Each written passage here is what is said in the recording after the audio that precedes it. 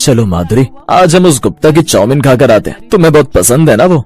सच में? वाह, फिर तो मजा आ जाएगा। आप बस 2 मिनट रुकिए, मैं अब तैयार होकर आती हूँ। ये सुनकर माधुरी बहुत खुश हो जाती है और दोनों गुप्ता भोजनालय पहुँच जाते हैं। अरे आओ आओ मानव भाई, बताओ क्या खाओगे? जरा 2 प्लेट चाउमीन बनवा दो भाई। हाँ अभी बनवाता हूँ। और बताओ तुम्हारी खेती कैसी चल रही है? बस ठीक ही चल रही है भाई, ऊपर वाले की कृपा है। ओह अच्छा, वैसे कभी तुम्हें लगे तो मेरे ढाबे पर आकर खाना बना सकते हो, इससे तुम्हारा बचपन का सपना भी पूरा हो जाएगा। मानव चुप हो जाता है। ये गुप्ता भैया ऐसा क्यों कह रहे थे? मैं उनकी बात समझी नहीं। कौन सा सपना? और उनकी बात से आप इतना दुखी क्यों हो गए? बोलिए ना। बचपन से मेरा सपना था कि मैं एक होटल खोलूं और लोगों को खाना खिलाऊं, वो भी हो सके तो बहुत सस्ते दामों पर। मगर मैं वो सपना पूरा नहीं कर पाया। पिताजी और अम्मा के मरने के बाद मैं पूरी तरह से उलझ कर रह गया और गुप्ता ये बात जानता है, इसीलिए वो मुझे चिढ़ा रहा था। तो अब आप होटल क्यों नहीं खोल लेते? मैं भी आपकी मदद करूंगी। ये कैसे मुमकिन है माधुरी? अब कहाँ ये सब?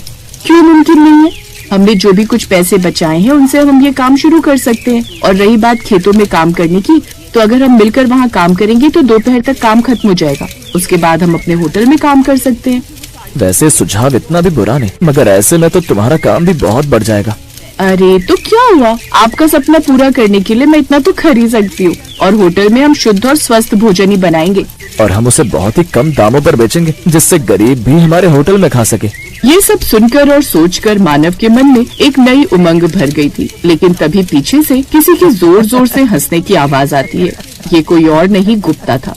वाह वाह, जरा देखो तो, दोनों को मेरे होटल में बैठकर मुझे ही टक्कर देने की बातें हो रही हैं और इतने बड़े बड़े सपने सजाए जा रहे हैं। नहीं शुक्ला, ऐसी बात नहीं, अभी तो हम बस सोच ही रहे थे और तुम्हें टक्कर कैसे दे सकते हैं।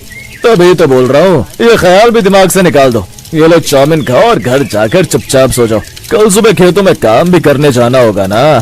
क्यों भला? आपको ऐसा क्यों लगता है कि अपना खुद का होटल नहीं खोल सकते? आखिर आप होते कौन है हम पर हंसने वाले? अरे होटल खोलने के लिए अकल लगती है, अकल। कोई भी यारा गहरा मुंह उठाकर सोचेगा कि होटल खोलना है तो क्या वो खोल भी लेगा?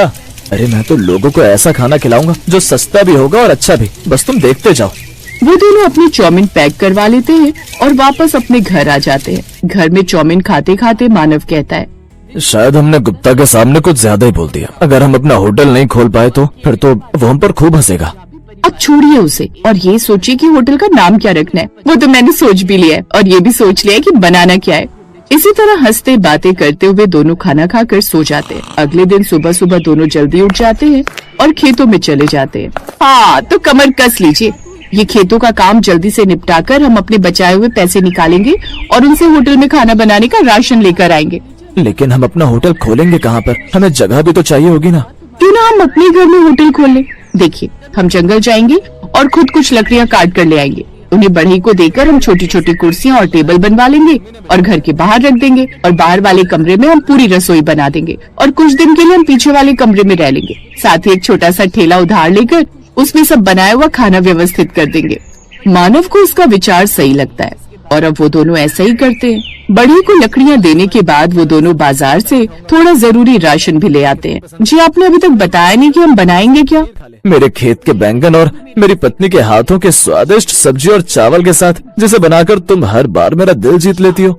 मतलब बैंगन की सब्जी और चावल? हाँ, ये पौष्टिक भी रहेगा और लोगों को पसंद भी आएगा। इसमें ज्यादा लागत भी नहीं लगेगी, इसीलिए हम इसका दाम बेहद ही कम 10 रुपए प्लेट रखेंगे।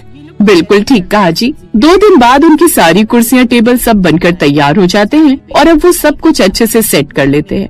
वैसे हमने इतना सब एक झटके में कर तो डाला है, लेकिन अगर ये सब कुछ काम नहीं आया, लोग हमारे यहाँ नहीं आए और हमारा होटल नहीं चला तो?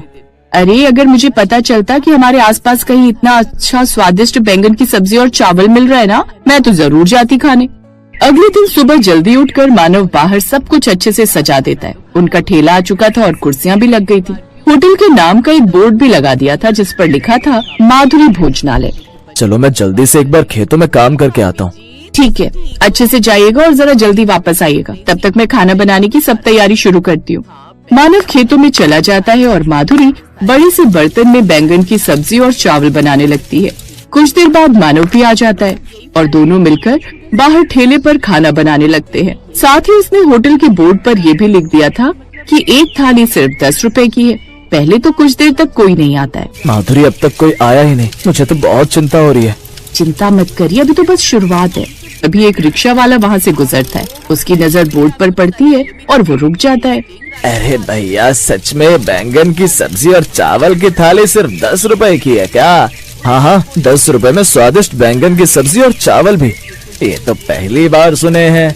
आप एक बार खाकर तो देखिए, सलाद और अचार के साथ। फिर तो एक प्लेट लगा दो भैया, बड़ी भूख लग रही है। सोच ही रहा था कि कहाँ जाऊँ, क्या खाऊं। सवेरे से सिर्फ 2 ही सवारी मिली थी, जेब में इतने ही पैसे नहीं थे कि बाजार जाकर कुछ खा सकूं। हाँ हाँ, आराम से बैठी, हम अभी आपकी थाली दे देते हैं। वो जल्दी से थाली लगाकर रिक्शे वाले को दे देता है।